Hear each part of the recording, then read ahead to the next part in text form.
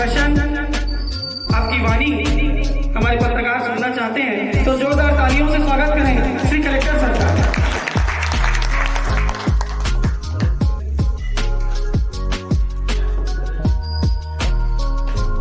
नमस्कार। प्रथम बार बाकी लोग भी बोल चुके हैं कि मेरा भी प्रथम बार का एक्सपीरियंस है कि प्रेस क्लब के द्वारा अधिकारियों को इनवाइट किया गया है। ये प्रथम बार का एक्सपीरियंस कैसा हुआ है और मुझे लगता है कि प्रथम बार ऐसा हुआ होगा कि जिला पंचायत सीईओ, कलेक्टर, एसपी और बाकी सभी अधिकारी आपके कहने पे यहाँ पे आपके समक्ष उपस्थित हुए। तो इससे अच्छे समन्वय का उदाहरण मुझे लगता है कि जिले के लिए हो नहीं सकता। आपके बारे में, आपकी तारीफ में पहले भी सीईओ साहब ने, एसपी साहब ने बोला है, बहुत सारी बातें बताई है।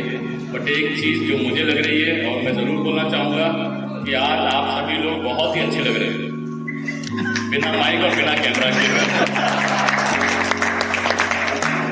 क्योंकि जब भी ऑफिस में बैठा रहता हूँ, आप लोग आते हैं माइक और कैमरा लेके, तो मेरी आदत बिल्कुल वैसी होती है जैसे कोई स्टूडेंट क्लास में आता है और टीचर बोलती है कि आज तेरा क्लास टेस्ट है, तो उसके चेहरे पे हवाइयां उड़ जाती है कि वो टेस्ट में लिखे तो क्या लिखे, उसको मालूम नहीं था क्लास टेस्ट के लिए आ भी गए थे जल्दी। वैसे जब आप माइक और कैमरा लेके कमरे में आते हैं तो मेरी भी वही हालत होती है कि आपसे ये टेस्ट है भाई, और इसके लिए मुझे थोड़ा डेटा भी देखना पड़ेगा, थोड़ा देखना भी पड़ेगा कि कहाँ क्या चल रहा है।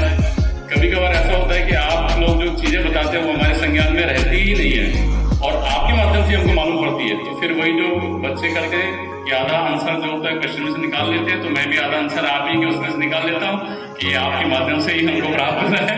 इसमें संज्ञान लेके कार्यवाही की जाएगी। तो काफी कुछ सीखने को मिलता है। मतलब मैं ये बोलूंगा कि आप लोगों ने यहाँ पे जब कार्यक्रम स्टार्ट किया और बताया कि आप लोगों के साथ परिचर्चा होगी, कुछ बातें भी होंगी, और अभी तक तो आपने कोई शिकायत मेरे से की नहीं, मतलब हम सब ने किसी से नहीं करी। तो मैं तो ये मानूंगा कि आप लोग बहुत ही अच्छे मूड में हैं आज, या जो भी है, अभी तक हम लोगों को किस तरह का भी शिकायत हमें नहीं बताई है।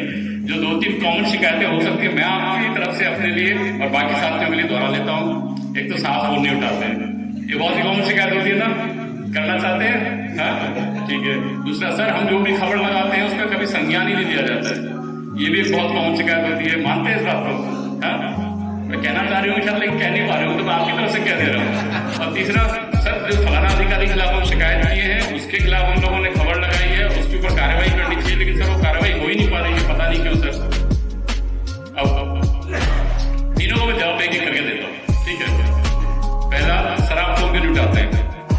मतलब फ्रेंकली स्पीकिंग, मेरे फोन में जो गिने चुने नंबर है वही सेव है, बाकी किसी के नंबर सेव नहीं है। तो ऐसा नहीं है कि मैं किसी को देख के नहीं उठा हूँ, वो कभी मेरे को मैसेज आया, कभी नहीं आया। बाकी लोगों के साथ में वही स्थिति है कि इसका आ रहा है, उसका आ रहा है, बट आप जब मैसेज कर रहे हैं तो उसका मैं संज्ञान अवश्य ले रहा हूँ। जो आप चीजें बताते हैं उसका संज्ञान अवश्य लेता हूँ। दूसरा, जब आप किसी खबर के बारे में बताते हैं कि ये यहाँ पे ऐसा हो रहा है, वैसा हो रहा है, आप सभी लोग मेरे नीचे के स्तर के अधिकारियों से पूछ के देख लीजिए, ये सवेरे सवेरे उठते ही जय श्री राम या ओम तो बाद में बोलते होंगे, पहले मुझे गालियां देते होंगे, क्योंकि मैं वो आपके अखबारों में जो खबर लगी होती है उसको फटाफट से कैमरे में कैद करता हूँ और उनको भेज देता हूँ। फिर उसके बाद ये जो गुना महात्मा लग जाती है, अरे इसमें हम क्या बोले, क्या बताएं साहब को कि ये क्यों हुआ है, कैसा हुआ है। तो आपकी खबर पर संज्ञान नहीं लिया जा रहा, वो बात भी एकदम आप दिल से निकाल दीजिए, बिल्कुल लिया जाता है। और जेन्युइन खबर होगी उसको तो आप जानते ही हैं, पीआरओ साहब भी बैठे हैं, टीएल में लगाते भी हैं। सभी अधिकारियों को आपकी खबर की बेसिस पे डांट पड़ती है, क्योंकि आप लोग जो मैं बता रहे हैं वो आईना है। पर इसके साथ साथ कुछ चीजें ऐसी भी होती है कि जिसको आप लोगों को भी थोड़ा समझना आवश्यक रहेगा। उदाहरण के लिए, हम सभी लोग, जो जितने भी लोग यहाँ पर उपस्थित हैं, हमारे घर में कभी ना कभी कोई ना कोई शादी हुई होगी, ठीक है। सभी के घर में कभी ना कोई शादी हुई होगी। मुझे कोई एक व्यक्ति बता दीजिए कि आपके घर में जो शादी हुई थी एकदम फ्लॉलेस थी ना, उसमें कभी कोई खाना ठंडा पड़ा, ना किसी कोई रसवाई हुई, या कोई रिश्तेदार ने आपको नाक होनी सिकोड़ी, या फिर बारात टाइम से नहीं आई, या डीजे वाला टाइम पे नहीं हुआ। तो एक शादी मुझे बता दीजिए फ्लॉलेस हुई है? किसी की नहीं हुई ना। अब आप सोचिए, वो शादी है, हमारे घर की शादी है, और उसमें जो लोग हैं वो भी हमारे घर के हैं, और हमारा कहना मानने वाले हैं, हमारे रिश्तेदार हैं, हमारे नातेदार हैं। फिर भी हम गारंटी के साथ नहीं कह सकते नहीं होता यार, फ्लॉलेस कहीं ना कुछ कमी तो हो ही जाती है। आप ये समझिए कि जिला जिसमें जो लोग हैं हमारे नाते रिश्तेदार भी नहीं है, हमारे दूर को पहचान वाले भी नहीं है, क्योंकि हम जिस देश के, हम जिस प्रदेश के हैं उस प्रदेश के लोग भी नहीं है। उसके बावजूद भी चीजें जो हम कर रहे हैं, करना चाह रहे हैं, उसमें कुछ ना कुछ कमी पेशी कहीं ना कहीं रह जाती है।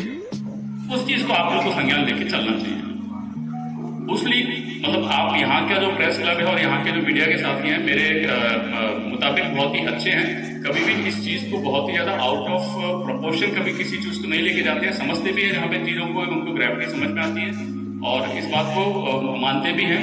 क्योंकि बाकी जितना भी मेरा 10-11 साल की सर्विस हुई है, मैंने बाकी जिले में जितने भी प्रेस क्लब के लोगों से मिला हूँ, मीडिया कर्मियों से मिला हूँ, उसमें सबसे उत्तम आप लोग हैं। चीज़ों को समझते हैं। एक बार आपको कहा जाए कि ठीक है यार मैं बाद में बताता हूँ उसके बारे में, तो मान भी जाते हैं। बाकी लोग तो धरने देने पे आ जाते हैं कि नहीं आपसे खबर लेके ही जाएंगे।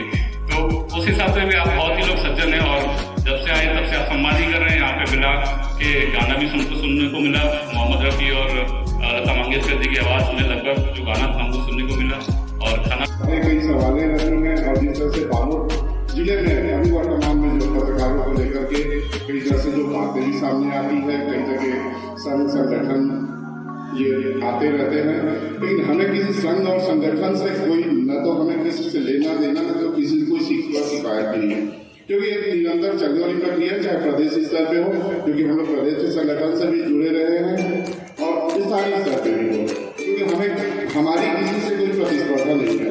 हमारा प्रयास यही रहता है कि हमारे साथ जो जुड़े हुए पत्रकार साथी है, चाहे हमसे हमारे क्लब से जुड़ा हो या न हो, लेकिन अगर वो पत्रकार साथी है उसके हित में अगर कुछ अच्छा काम हो जाए, कुछ अच्छी पहल हो जाए, ये करने का हमें प्रयास करते हैं। ये प्रयत्न करने के लिए से हमें जिला प्रेस क्लब का गठन करेंगे और जैसे कि 2 साल पहले हमें जिला प्रेस अतिथि बन के आए हुए हैं, आप लोगों ने हमें याद किया है, तो इसके लिए फिर से आप लोगों का आभार व्यक्त करता हूँ, धन्यवाद देता हूँ। मित्रों, जैसे कि आप लोगों ने कहा है कि पत्रकारों और प्रशासन के बीच में संबंध बहुत अच्छा होना तो चाहिए ही, क्योंकि हम सब इस लोकतंत्र के आधार स्तंभ कहे जाते हैं। हम कार्यपालिका हैं तो आप लोग जैसे स्वतंत्र चौथा स्तंभ कहे जाते हैं। इस तरीके से आपकी हमारी संबंधित प्रयास से ही उस देश का उन्नति और विकास संभव होता है।